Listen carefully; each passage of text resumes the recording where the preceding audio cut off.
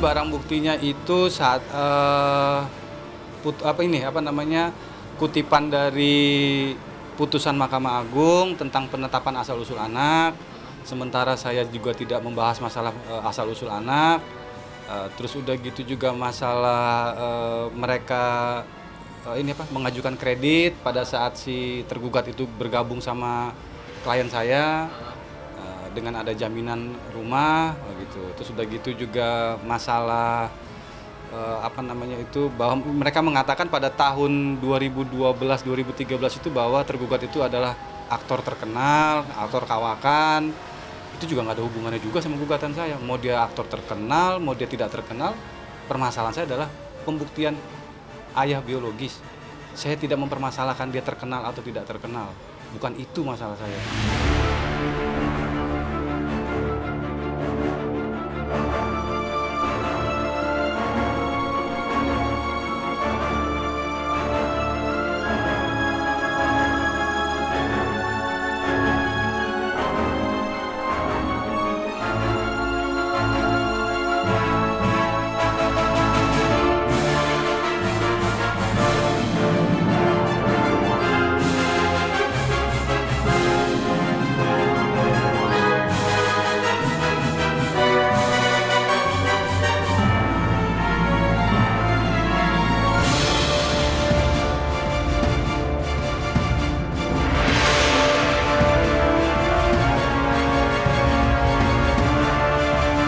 Balik lagi yang saya bilang tadi, saya menuntut pengakuan. Tapi kan dalam jawaban Reski di Pengadilan Negeri Tangerang, itu dia menolak untuk melakukan tes DNA. Ya kan? Jadi saya harus melakukan apa? Ya, saya coba. Saya lebih diskusi dengan kuasa hukum, akhirnya kita sudah bersepakat untuk mengajukan pidananya, mempidanakan Reski.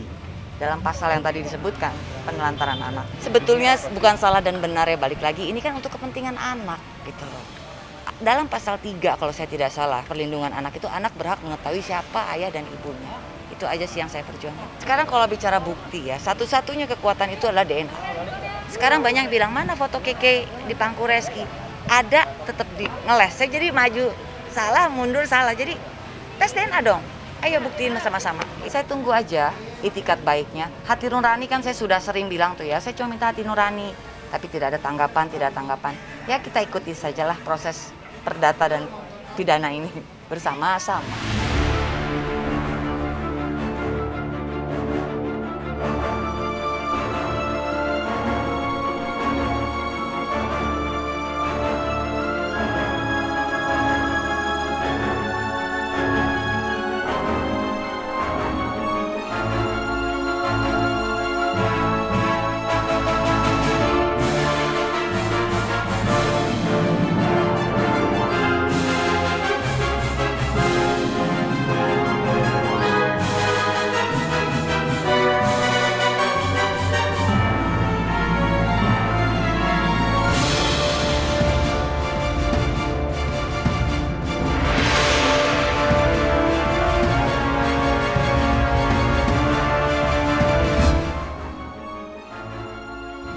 Jadi gugatan pengesahan asal-usul anak dan nafkah anak tersebut ditolak oleh majelis hakim. Dalam persidangan tersebut, dalam putusan ternyata tidak ada bukti yang menunjukkan bahwa itu adalah anak Bambang Pamungkas bin H. Misranto, karena pernikahan yang dilakukan atau yang terjadi antara Amalia Pujiawati bin Dr. Andes D. Arifman Rejo dengan Bambang Pamungkas bin H. Misranto itu tidak terbukti. Yang terbukti adalah pernikahan antara Amalia Pujiawati binti Dr. Andes D. Arifman Rejo dengan Bambang bin Dr. Andes B. Arifin. Jadi karena namanya berbeda sehingga tidak terbukti bahwa itu adalah perkawinan antara penggugat dengan tergugat. Amalia dengan Bambang bin Haji Arifin ya, waktu itu nama fiktif. Sebenarnya majelis hakim juga tahu, Cuman kan memang kalau dalam kasus perdata yang dilihat itu adalah bukti formil gitu ya. Nah, produk hukum isbat nikah itulah bukti formilnya. Jadi kami sebenarnya sudah menebak gitu. Itu akan seperti itu. Cuman alasan-alasan hakim lain yang tertulis di hasil putusan itu yang lucu-lucunya tuh seperti itu. Hasil putusan saya udah nebak. Jadi sebenarnya kalau kecewa karena hasil putusannya tuh enggak ya kan. Maksudnya karena udah ketebak karena ada terganjal produk hukum isbat nikah palsu ini nih. Tapi alasan-alasan hakim itu loh yang membuat saya akhirnya jadi kok hakimnya seperti ini ya, padahal dalam persidangan dia tahu persis, lihat bukti foto, lihat bukti video, lihat bukti segala macam di situ. Tapi di surat putusan hakim menyatakan bahwa tidak terbukti ada pernikahan dengan Amalia dan Bambang Pamungkas katanya. Kenapa? Karena tergugat Bambang Pamungkas tidak mengakui adanya pernikahan. Ya sekarang mana ada maling ngaku gitu. Tapi itu yang disampaikan hakim. Nah, itu yang bikin saya kecewa. Intinya tidak terbukti. Yang pertama tidak terbukti adanya perkawinan antara penggugat dengan tergugat, yaitu antara Amalia Fujiawati dengan Bambang Pamungkas. Itu tidak terbukti kalau berdasarkan pertimbangan dari majelis hakim. Selain tidak terbukti pernikahan, tidak juga terbukti ada hubungan antara Bambang Pamungkas dengan anak yang dipintakan hak asuh.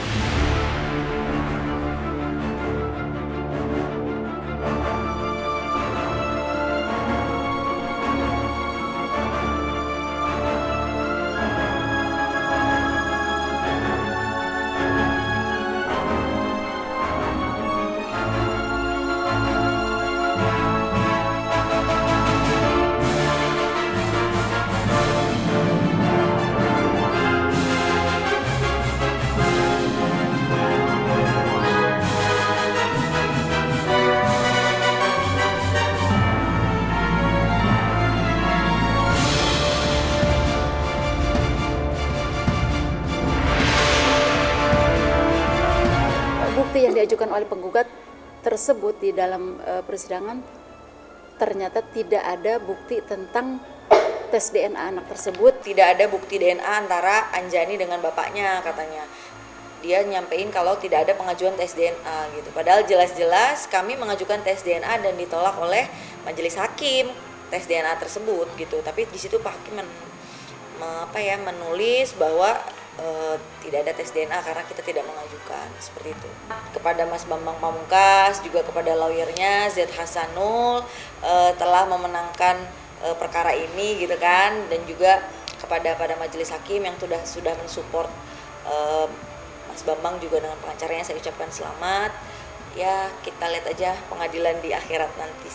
Bang BP sudah tahu, dia bersyukur aja bahwa permasalahan sudah selesai gitu.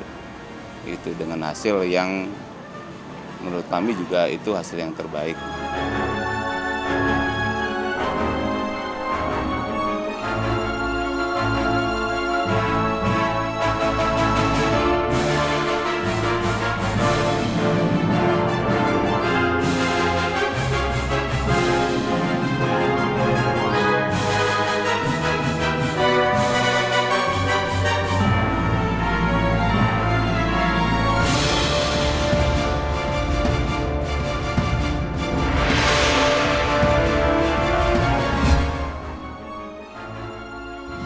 Saya meminta hak anak saya yang telah diputuskan Majelis Hakim Agama Jakarta Pusat.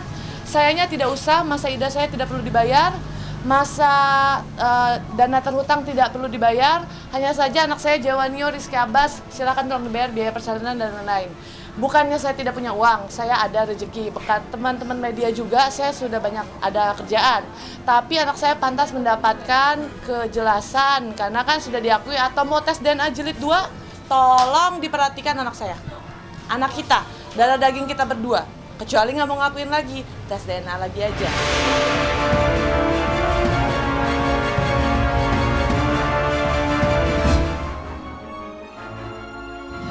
Kalau untuk itu sih karena memang karena memang ada rujukan dari dokter sepertinya waktu itu ya. Kalau menurut Diki sih itu nanti akan diobrolin secara kekeluargaan aja sih, lebih kekeluargaan aja antara keluarga Iki dan keluarga Nadia, dan sebenarnya antara Iki dan Nadia aja sebenarnya gitu. Jadi harus benar-benar diobrolin secara kepala dingin. Iki nggak mau yang secara kepala yang satu yang emosi lagi capek segala macam, nggak mau. Yang penting sama-sama mau, sama-sama suka, yang insya Allah Bismillah aja. Dan kedepannya nanti insya Allah dia akan diobrolin lagi seperti apanya untuk itu. Seneng aja gitu, kayaknya lengkap banget udah gitu. Dengan adanya Syaki juga, mungkin nanti istri yang soleh gitu. Jadi lengkap aja sih. Udah, jadi permasalahan juga semuanya sudah dihadapi dengan baik. Mudah-mudahan jadi wasilah hidayah buat diri sendiri, buat Ridho, buat orang lain. Badai sudah berlalu, jadi alhamdulillah sangat bersyukur. Tinggal lagi sekarang menata masa depan yang baik, membina rumah tangga yang baik. Tinggal lagi Ridho nih yang mau nyusul.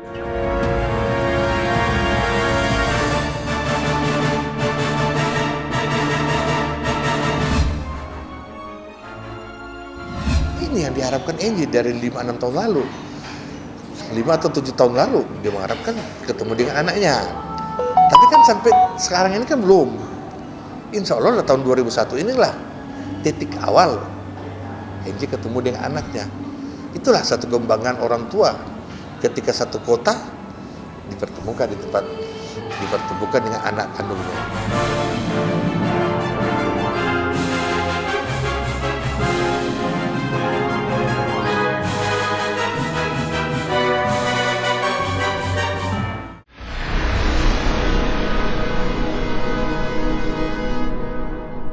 Jadi jangan lupa untuk subscribe Cumi Cumi.